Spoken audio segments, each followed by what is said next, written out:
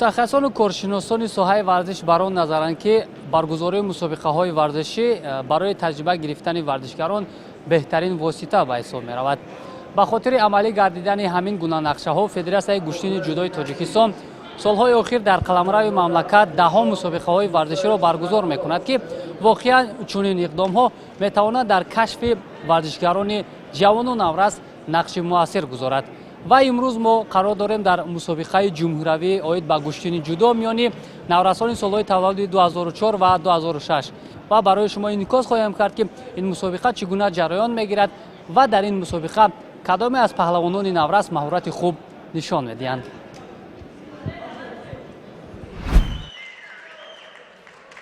در سال 2021 اولین مرتبه جودوچیان نورس جمهوری در چنین یک مسابقه سطحی بلند به هم آمدند.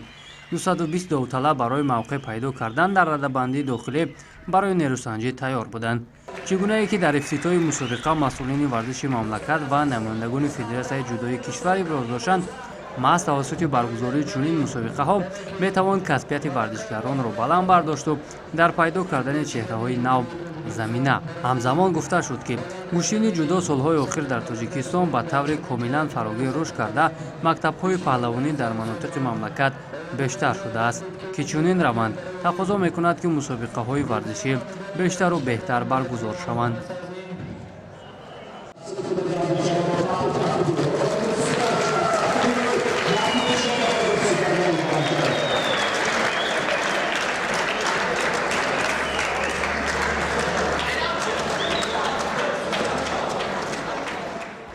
همین کار را باید پیوسته ادامه داد و شماره چهاربینی‌های ورزشی را زیاد نمود و در این زمینه هم برای رشد و نموی چهره‌های نو، برای کشف کردن چهره‌های نو البته باید ما یک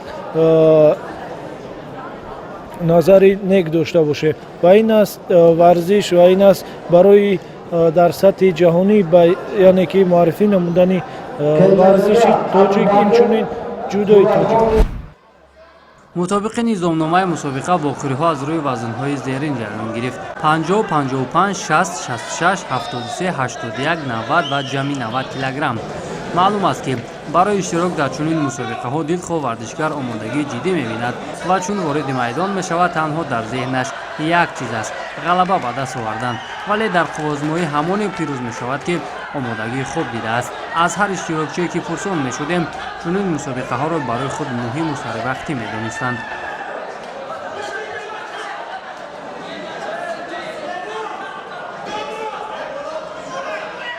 برگزاری همین خیلی مسابقه ها به ما نورسان خیلی هم تاثیر خوب میرساند و ما میتوانیم اگر در اینجا تجربه خود را بسیارتر کنیم ما میتوانیم که در دیگر دولت رفته با همین تجربه خود با دیگر رقیبان از دیگر دولت اشتراک کنیم و آنها را مغلوب کنیم.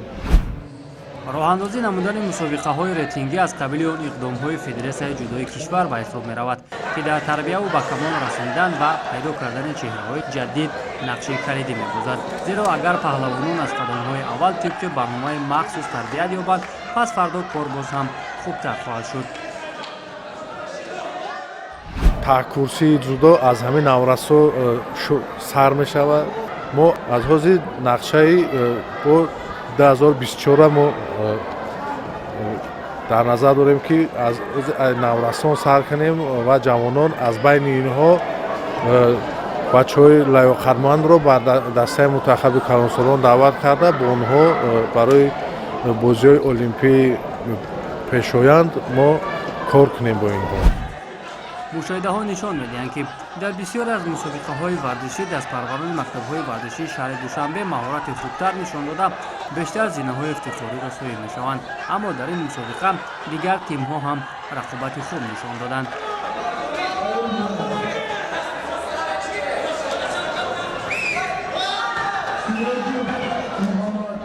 ولایت ختلان، مثال ولایت مختار کیوکوستان بدخشان، مثال برآمد خیلی رقابت‌های نغز رفته ایستاده. معلوم است که آنها خوب تیاری داشتند برای مثال که رقابت‌های نغز پیشروی رفته ایستاده. خب دوستان عزیز باید بگویم که بعد از آنی که در قلمرو تاجیکستان مکتب‌های گوشتین جودو فعال گردیدند و مربیان بیشتر شاگردان خود را آماده کردند، در همین گونه مسابقه‌ها رقابت پذیری به‌نهایت زیاد به نظر میرسد و ما امروز مشاهده کردیم که مربیان زیاد شاگردان خود را آماده کردند و به این مسابقه سفربر نمودند. خب عزت خدایف یکی از مربیان شناخته گوشتین جودو است. خب بیاد بگید که شما امروز چگونه آماده شدید با همراه شاگردان به این مسابقه؟ طول یک ماه است که ما در این مسابقه جمهوری بین نورسان تیاری دیدیم و در این مسابقه زیاده از 7 نفر شاگرد من قوزمایی کرد و من مقصود فعالدین در وزن 81 کیلو به بخور فینالی برآمده است و در بخور فینالی قوزمایی میکند. چگونه است برای یک مربی وقتی که شاگردش در چنین مسابقه زینه‌های افتخاری را میگیرد؟ این با ما مربی خیلی خرسند میشویم که شاگردان ما در این مسابقه با بخور فینالی میبرند و ما از اینها امید کلان داریم که بیرون از جمهوری تاجیکستان برآمده پرچم تاجیکستان رو میبردارند. شما مشاهده کردید که همین سالهای اخیر در چنین مسابقه ها بین مربیان یک رقابت است. هست همین چیز؟ مربی که مهنت کند فایدهش اینجا میبیند. هم رنگ همی دهقانی است که زمین رو کشت میکنی حاصل میگیری. مربی هم خیلی مهنت کردی حاصلش میگیری، مدال میگیری. حضور مخلصان و دوستداران گوشین جودو در مکان برگزاری مسابقه خیلی چشم رس بود و دستگیری آنها باز به پهلوانان نورس روح و الهام تازه میبخشید. شاهد قلندر ورا ما بیشتر در میدانهای پهلوانی میدیدیم که او چگونه هنر خوب نشان میداد، اما در مسابقه امروز به حیث مربی شاگردان خود را آورده است. خیلی مشکل است تیار کردن یک شاگرد. مربی خیلی زحمت میکشد که شاگردش به مسابقه رود، یعنی جایهای نمایان را گیرد. این هر یک مربی میخواهد که شاگردش دائم فعال باشد. ما در این مسابقه خیلی شاگردهای زیاد آوردیم و حالا باشد شاگردان ما نقص برآمد کرده ایستادند و میخواهیم که سزاوار مدال طلا شوند. در برابر که من مشق و تمرین میکنم و شاگرد تیار میکنم، این خیلی مشکل است. ما کوشش میکنیم که شاگردان ما فعال باشند. هنوز از مرحله های مقدماتی مشاهده میشد که پهلوانان آمادگیشان جدی است و همگی میخواهند به مرحله های نهایی برآیند. ورزشکاران از اصول های گوناگون کار گرفته با پرتاب های زیبا و دیدنی از همدیگر امتیاز می‌ستانیدند. تلاش و مبارزه، حالت های بحث برانگیز و کشمکشی زیاد از آمادگی جدی داشتن پهلوانان درک میداد، ولی بنا به اطلاع کارشناسان کار را باز در این سمت جدی‌تر برآورد.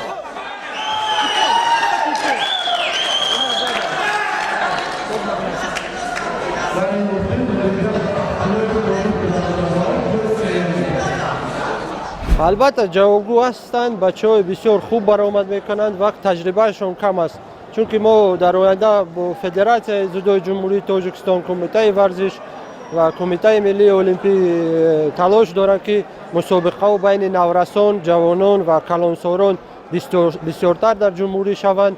این برای تیم دسته یکچین نورسان و جوانان و کلانساران تجربه می باشد. یادآور می‌شوم که مسابقه مذکور 2 روز ادامه کرده. در روز اول پهلوانان وزن 50، 55 و 60 کیلوگرم برای زینه‌های افتخاری نریسنجی نمودند. واقعه‌های نهایی خیلی دیدنی جریان گرفت که پهلوانان ارزنده توانستند با شکست دادن رقیبان مقام‌های افتخاری را صاحب شوند. غالبان را دستاندرکاران با مدال افتخارنامه سزاوار گردانیدند و همزمان ورزشگران در رده‌بندی داخلی صاحب خودهای معین گردیدند.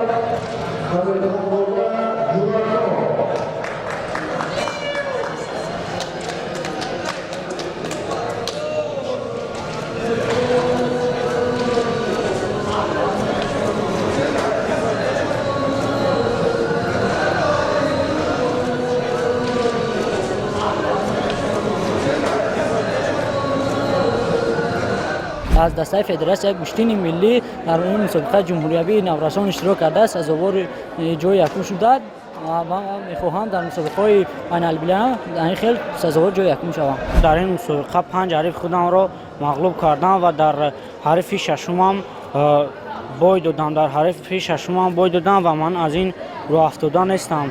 کوشش میکنم که در مسابقه بعدی جای اول را اشغال کنم و من در مکتب اینترنتی ورزشی به نام ابراهیم حسن таҳсил мекунам ва дар зери мураббии Абдуллоев Шаҳбоз машқ мекунам.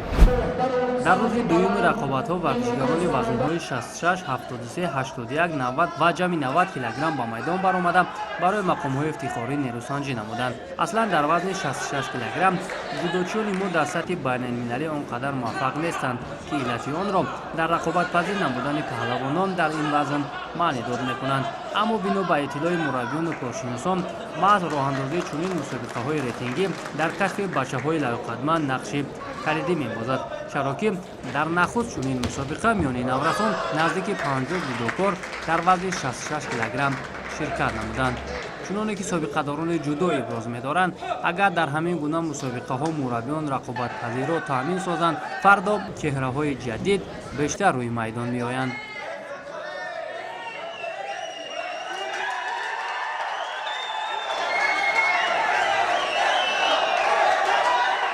ҳозир рақобат байни мураббиён рафта истодааст ки аз ин ҷо шогирди кадоме аз онҳо дар кадом вазн нишони хуб нишон медиҳад ва ҷои ифтихорӣ ва ҷои ғолиби ҳамон вазнҳо шаванд. асоси маҳорати ҳар як варзишгар вобаста бар худаш аст ки ӯ тамрини хуб намояд ва бо мураббиаш наздик бошад ва наздикии мураббӣ бо волидайни онҳо бошад.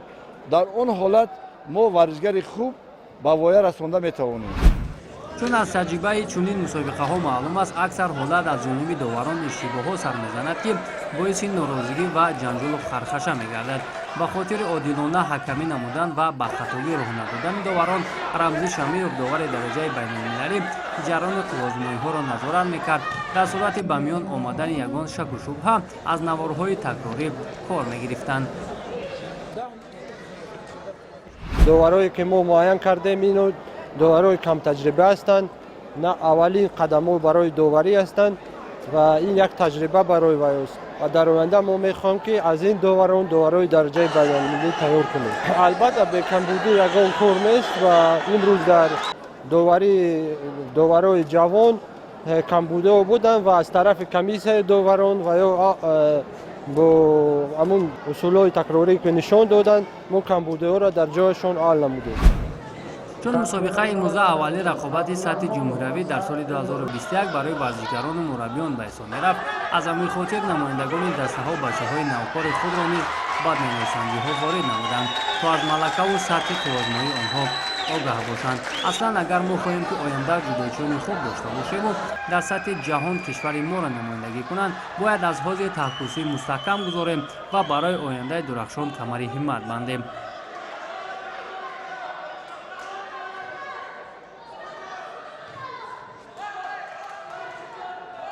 бо мутахассисон бо мураббиён мо нақшаи 10 соларо аллакай мо омода кардагем. аз рӯи ҳамин насиб карда бошад мо кор мебарем. агар ба нишондодҳои ҷудочиёни наврасу ҷавон ва калонсолони тоҷик назар кунем, чандон бад нест, вале чун имрӯз рақобатҳо дар сатҳи ҷаҳон шадидтар мешаванду ба даст овардани нишонҳо душвор, аз ҳамин хотир месазад ки масъулини ҷудои кишвар таҷрибаву малакаи варзишгаронро баланд бардорад, то дар минбаъда дар миқёси ҷаҳон рақобатпазир бошанд. метавон баъди ҷамъбасти чунин мусобиқаҳо беҳтаринҳоро интихоб карду бо онҳо дар алоҳидагӣ тамрин гузаронд, то ояндаашон дурахшон бошад. дар маҷмӯъ мусобиқаи имрӯза нишон дод ки миёни ҷудочиёни наврас ангушумор бачаҳои ояндадор ҳастанд, вале боз ба онҳо таҷрибаи бештар лозим аст, то дар мусобиқаҳои байналмилалӣ худро нишон диҳанд. федератсияи гӯштини ҷудои кишвар дар фазои варзиши ҷумҳурӣ яке аз федератсияҳои сермаҳсул ба ҳисоб меравад, ки дастпарваронаш дар сатҳи осиёву ҷаҳон пайваста ҳунарнамоӣ мекунанд. мо боварӣ дорем ки он нақшаву барномаҳое ки федератсияи ҷудо рӯи даст гирифтааст, ба зудӣ ба нишондодҳои бузургтар ноил хоҳанд шуд.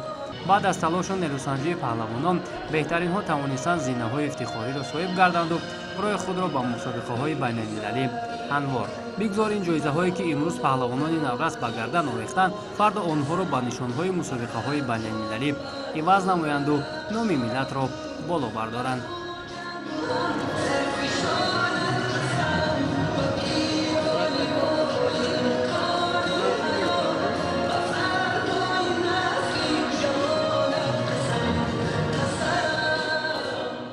تحت راهبری شریف باباجان تمرین میکنم. با همین دستگیری آنها مرا به این مسابقه تیاری نمودند و من در این مسابقه جای اول گرفتم. کوشش میکنم که در مسابقه های بیرون از دولتی پرچم ملت ما را بلند بردارم. برای من در این مسابقه خاطره های زیاد باقی ماند. من سراول در این مسابقه سزاوار جای اول گشتم و با ورزشکاران زیاد یارو آشنا گردیدم. ما در چنین مسابقه ها اشتراک میکنیم و کمبودی های خود را فهمیده در مسابقه های بیرون از کشور رقابت خوب نشان میدیم. من زحمت کشیدم، مهنت کردم، من تمرین زیاد کردم، یکم شدم. با همین مسابقه امروزه به انجام رسید. گل‌های به دست آورده پهلوانان بعداً از جانب هیئت مشاوره معین می‌شود که در مسابقه‌های بعدی برایتان معلومات خواهیم داد.